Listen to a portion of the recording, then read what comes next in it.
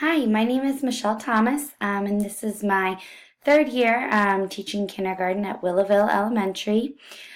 So let's see. I don't know a ton about hypermedia and hypertext. I know what both of them are and what they do.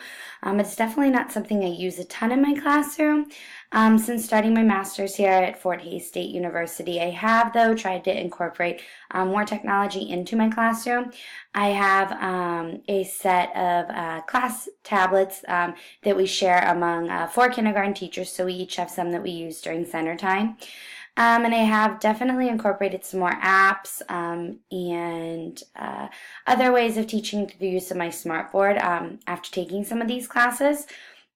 I do think, though, it is important to understand what these things are and how to include them in my teaching, especially since children today, they're growing up in a world with a lot of technology, and many of them know how to do things on their tablets or their iPads that I hadn't known about.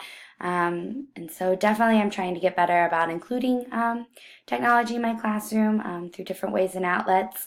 And I really hope to learn more from each one of you, and I'm excited to get started with this class. Thanks.